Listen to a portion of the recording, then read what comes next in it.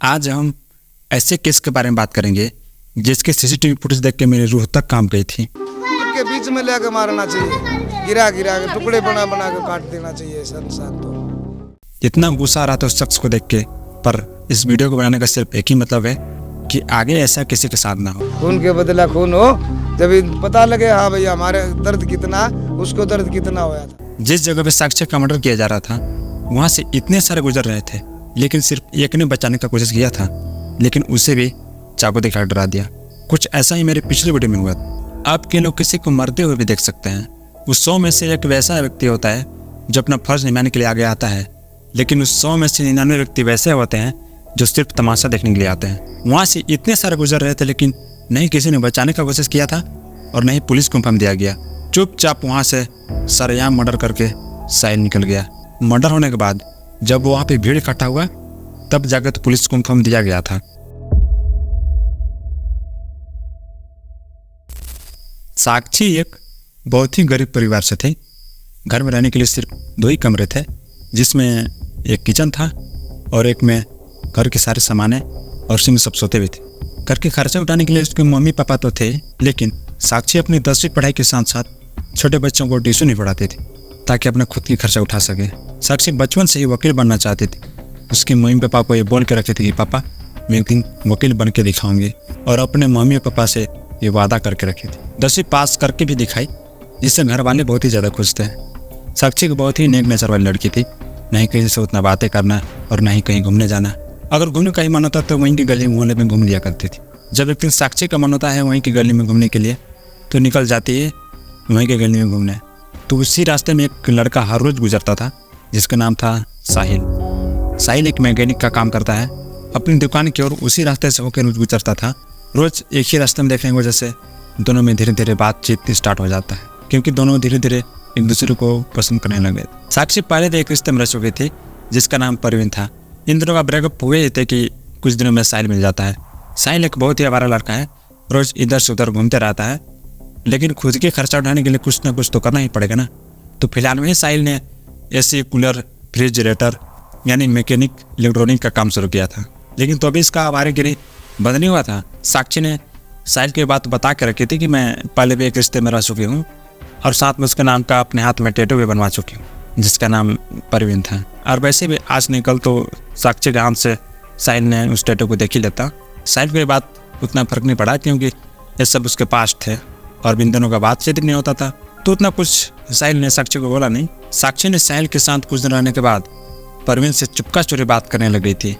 जब ये बात साहिल को पता चला तो साक्षी ने साहिल को ये बोला कि हम लोग सिर्फ फ्रेंडली बात करते हैं, लेकिन साहिल इस चीज़ को मानने को तैयार नहीं था, क्योंकि साक्षी उस बंदे से बात कर रही थी जिसके नाम अपने हाथ में टैटू बनवा चुकी थी, और साथ में दोनों एक रिश्ते में भी रह चुके हैं, जिससे साहिल बहुत ज़्यादा गुस्सा हो जाता है और साक्षी को मारने की धमकी दे देता है। मुझसे में देखा जाए तो 20, 25, 26 सालों के लड़कों को बहुत ज़्यादा गुस्सा आता ही आता है, और ऐसे ही आजकल के लड़के लोग अपनी गर्लफ्रेंड को किसी और बंदे से बात करने से मना करते ही करते हैं। लेकिन साक्षी उस लड़के से बात कर रही थी जिस लड़के का अपने हाथ में टैटू बनवा के रखी है, और साथ में उसके पहले बॉयफ्रेंड भी रह चुका है, जिसे साहिल को लगा कि ये धीरे धीरे बात करते करते क्लोज हो जा रहे हैं, जिसके वजह से दोनों के बीच लड़ाई झगड़ा होता रहता था। साक्षी साहिल की बात से इतना डर जाती है कि अपने घर छोड़ अपने फ्रेंड आरती के यहाँ 1 महीने से रहने लग गई थी। अब इस बात के इतना प्रूफ नहीं है, किसी बात के लेकर वहाँ थी, लेकिन वहाँ 1 महीने से थी। साक्षी डरी होती है, उसे लगा कि इस बात को किसी न किसी को बताना चाहिए, तो हिम्मत करके अपनी फ्रेंड आरती को ये सारी बात बताती है, और उसकी फ्रेंड आरती भी थोड़ा बहुत डर जाती है कि यार ऐसा कैसे हो सकता है। तो उसको ऐसा लगा कि किसी का सहारा लेना चाहिए। आरती के कॉन्टेक्ट में ऐसा कोई था जिससे उसे लगा कि अगर हम इसका सहारा लिए तो शायद इस चीज़ से बच सकते हैं। जैसे मान लो कि हम लोग कहीं इसी तरह लड़ाई झगड़ा में फंस जाते हैं तो अपने फ्रेंड दोस्त को कॉल करते हैं इस चीज़ से निपटने के लिए।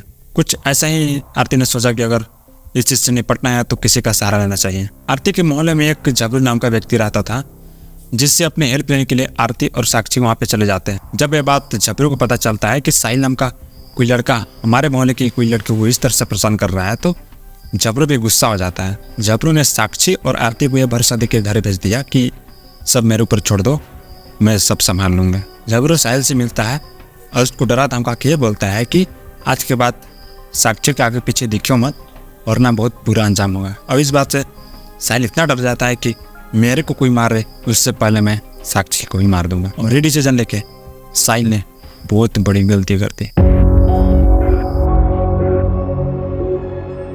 पूरे 1 महीने बाद 27 मई को दोनों का बातचीत होता है, जिससे दोनों का बहुत ज़्यादा जम के लड़ाई होता है, क्योंकि साहिल डिप्रेशन में ऐसे भी था ब्रेकअप की वजह से, और उसके ऊपर मौत का भूत सवार हो चुका था।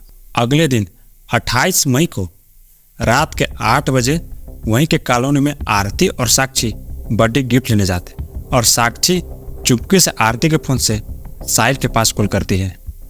अब साक्षी का यहाँ पे बदनसीबी कहें या किस्मत को ये मंजूर था, जिस कॉलोनी से साक्षी ने साहिल के पास कॉल की थी उसी कॉलोनी में उसी वक्त साहिल भी मौजूद था। जब ये बात साक्षी को पता चलता है कि जहाँ पे हम लोग हैं वहाँ पे साहिल भी मौजूद है, तो खुद को रोक नहीं पाती है। अपने फ्रेंड आरती को ये झूठ बोल के चली जाती है कि मैं बाथरूम से आ रही हूँ। अब क्या कहें, लड़ाई कितना भी हो जाए लेकिन एक न एक दिन उसके ऊपर प्यार आ ही जाता है। जब साक्षी साहिल के पास पहुँचते हैं तब जो नहीं होना चाहिए था वो हो गया। ठीक साक्षी साहिल के पास पहुँचती है, कुछ ही सेकंड में 3-4 बार नहीं, शरीर में जहाँ भी लग जाए वो 20 वार कर देता है चाकू से। वहाँ से इतने सारे इधर से उधर गुजर रहे थे लेकिन किसी ने भी बचाने का कोशिश नहीं किया था। एक ने कोशिश किया लेकिन उसको भी चाकू दिखा के डरा दिया।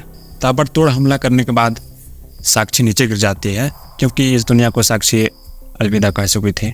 मर्डर करने के बाद साहिल कुछ दूर जाता है, कुछ दूर जाने के बाद फिर वापस आता है। वापस आने के बाद वहाँ पे पत्थर रखा होता है, उस पकड़ से साक्षी को सिर को कुचल देता है ताकि इससे किसी को पहचान ना हो सके। चुपचाप वहाँ से मर्डर करके निकल जाता है। मर्डर करने के बाद साहिल जब अपने घर पहुँचता है तो उसको पता था कि पुलिस ट्रैक करते हुए मेरे घर पहुँच जाएगी। तो साहिल ने क्या किया कि अपने फ़ोन घर में छोड़ उत्तर प्रदेश बुलंदशहर अपने मौसी के घर चला जाता है। जब पुलिस साहिल के घर पहुँचती है तो पुलिस वालों को पता चलता है कि साहिल तो घर पर नहीं है। पुलिस उसको मोबाइल को ट्रैक करने से घर का ही लोकेशन दिखा रहा था। जब घर वालों से पूछा गया कि साहिल कहाँ जा सकता है तो उसके घर वाले ही बताए कि अगर वो जाएगा तो अपने मौसी के घर ही जाएगा। 30 मई को उसकी मौसी का कॉल आता है, उसकी मौसी ही बताती है कि साहिल मेरे घर पर है। पुलिस बिना देरी किए बुलंदशहर के पुलिस वालों पुलिस स्टेशन पर इन्फॉर्म करते हैं और तुरंत वहाँ पुलिस वाले उसको धर दबोचते हैं। कुछ ऐसा ही रोड के बीचों बीच, मतलब उतना भीड़ में मर्डर, अपने गर्लफ्रेंड का मर्डर कर देता है लेकिन कोई कुछ नहीं करता है। इस वीडियो को देखने के लिए यहाँ पे क्लिक करें और मैं आपको वहीं मिलूँगा। तब तक के लिए बाय।